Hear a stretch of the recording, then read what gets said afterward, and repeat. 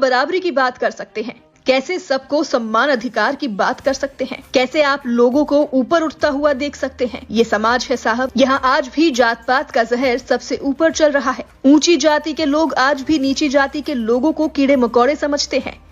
कुछ भी हो जाए, लेकिन ये कब तक चलेगा? शादी हो तो डीजे नहीं बजने चाहिए, अगर डीजे बजेंगे तो ऊंची आवाज नहीं होनी चाहिए।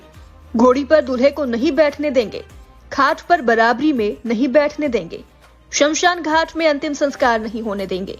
क्यों भाई, कब तक ये सब चलेगा? और क्यों चलेगा? किसी के बाप का हिंदुस्तान थोड़ी है। आखिर कब तक ये अत्याचार होता रहेगा? दरअसल उत्तर प्रदेश की मथुरा में एक ऐसा मामला सामने आया है जिसके सुनने के बाद आपका खुद का खून खौल उठेगा। बराबरी की बात होती है, सिर्फ बात ही होती है, लेकिन कभी बराबरी का हक नहीं मिलता है।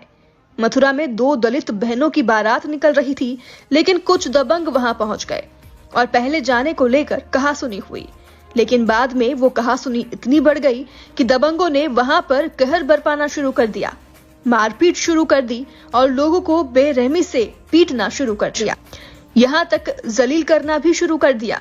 शादी के जोड़े में बैठी दुल्हनों पर कीचड़ फेंका गया और आखिर में ये हुआ कि दोनों दलित बहनों की शादी टूट गई, जिसके बाद से ऊंची जाति के दबंगों के दिल को तो सुकून मिल गया होगा।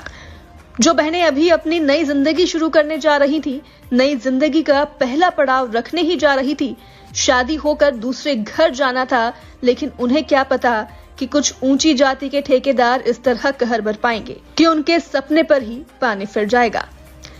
उनके साथ इतना बुरा होगा, ये किसी ने नहीं सोचा होगा।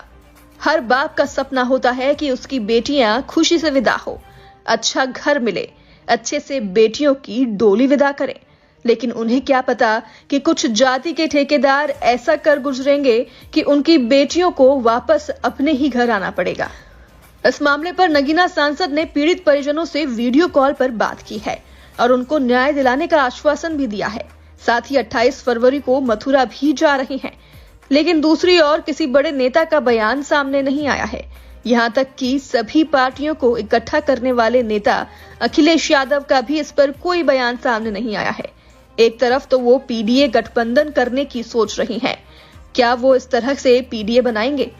लेकिन इसको लेकर अभी तक उनका कोई बयान भी सामने नहीं आया है। वहीं इस तरह के मामलों पर चुप्पी ही अखिलेश यादव को नुकसान पहुंचा सकती है और 2027 के चुनाव में फिर से बाहर का रास्ता दिखा सकते हैं। शादी की खुशियां मातम में पसर गई, गांव में आई बारात लौटने से हर कोई दुखी है।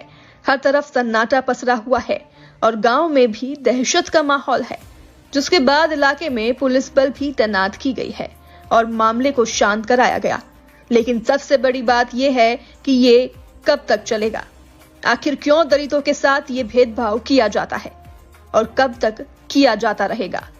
कब इनको न्याय मिलेगा? और नेता भी इस पर चुप्पी साधे हुए हैं।